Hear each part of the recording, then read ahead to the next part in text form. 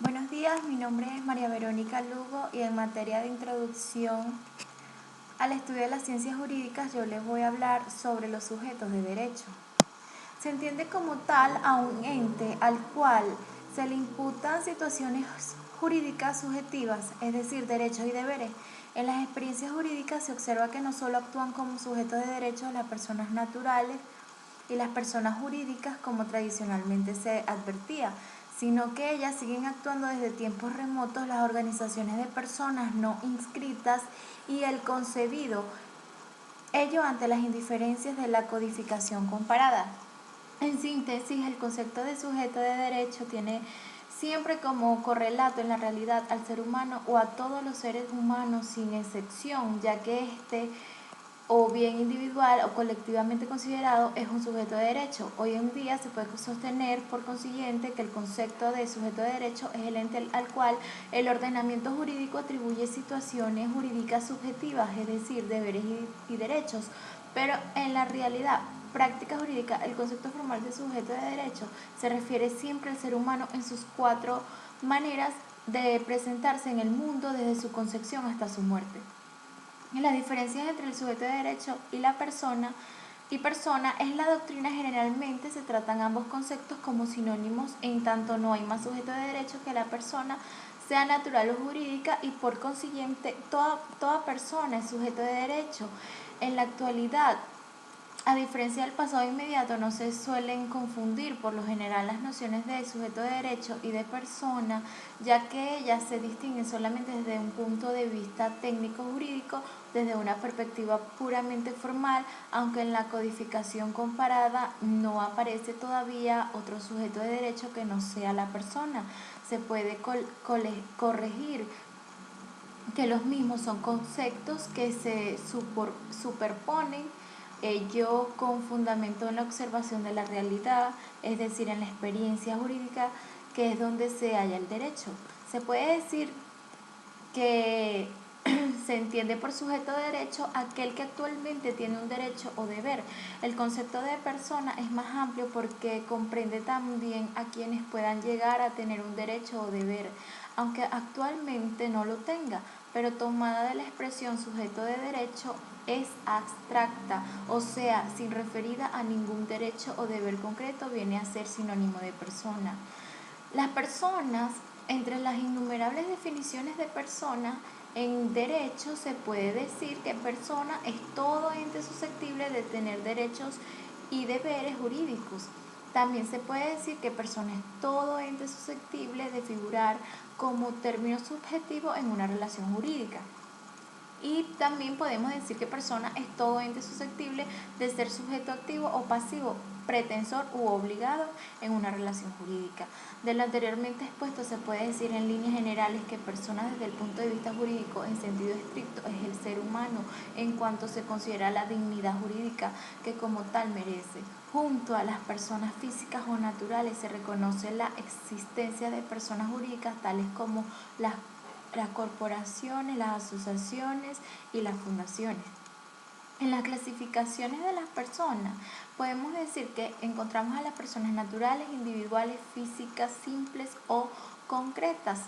entendidas como tales a todos los individuos de la especie humana y solo ellos de manera única, exclusiva y excluyente. Se puede decir que todos los individuos de la especie humana son personas naturales en el artículo 16 del Código Civil, y aunque no lo diga expresivamente la ley, solo los seres humanos son personas naturales, como se ha visto. No siempre esto ha sido así, pues en otras épocas el derecho ha negado personalidad a ciertas categorías de seres humanos, los esclavos, los muertos, los civiles, y la ha atribuido en cambio a los animales a efectos honoríficos penales.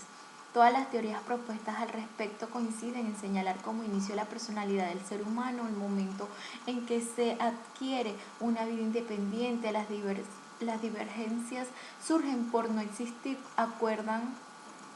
acerca de cuando el hombre adquiere vida independiente. Según el sistema jurídico concreto, la personalidad puede ser determinada por el mero nacimiento, o bien el recién nacido debe de cumplir una serie de requisitos añadidos entre las diversas teorías que buscan explicar el inicio de la personalidad, donde se plantean los siguientes. la teoría de la concepción, que es sostenida por Casajus en España y con remotos antecedentes en la doctrina de los santos padres. Esta teoría sostiene que la vida humana independientemente comienza en el momento de la concepción y que por ello la personalidad jurídica del ser humano debe comenzar en dicho momento. Luego tenemos la teoría del nacimiento, que sostiene que la personalidad del ser humano comienza en el momento del nacimiento por considerar que con anterioridad el hombre no tiene una vida independiente.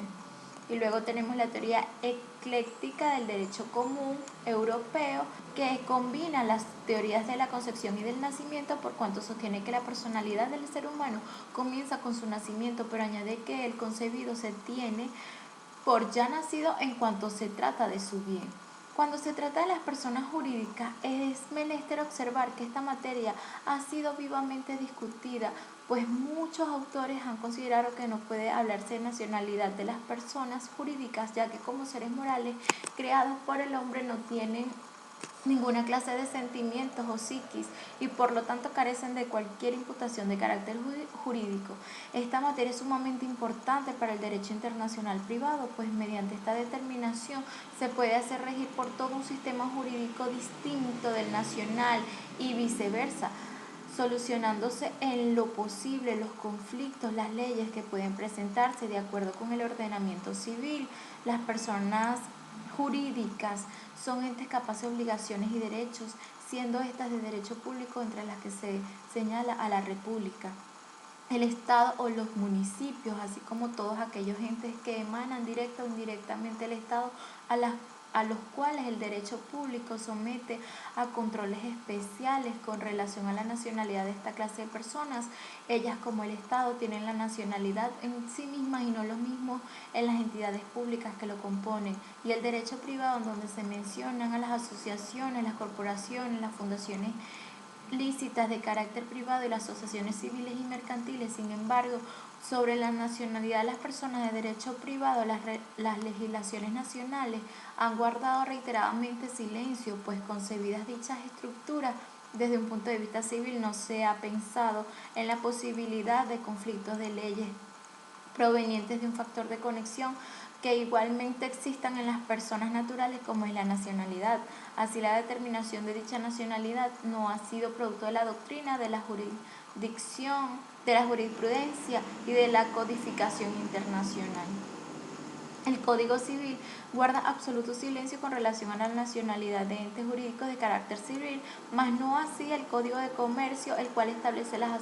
asociaciones constituidas en país extranjero que tengan en la República el objeto principal de su explotación, comercio o industria, se reputan sociedades nacionales, y en cambio las sociedades que constituidas también en país extranjero solo tuviesen en la República sucursales o explotaciones que no constituyen su objeto principal. Conservan su nacionalidad, pero se les considera domiciliadas en Venezuela. Igualmente existe una segunda clase de sociedades extranjeras, las cuales constituidas en el extranjero no tienen explotación, comercio o industria secundarias en Venezuela. Estas asociaciones se consideran no domiciliarias y la ley las reconoce su existencia y su capacidad para ejercer su negocio en Venezuela y comparecer ante los tribunales del país como demandas o demandadas. En este punto, el legislador venezolano acogió íntegramente la teoría de la persona colectiva real, en contraposición de la antigua teoría de la ficción legal, que solo aceptaba que las personas jurídicas tuviesen vida en el territorio donde se había constituido. De allí que se concluya con la sociedad extranjera es un sujeto de derecho que no requiere previo reconocimiento formal o autorización tácita para actuar fuera del país que la constituyó. Esto es todo, muchísimas gracias.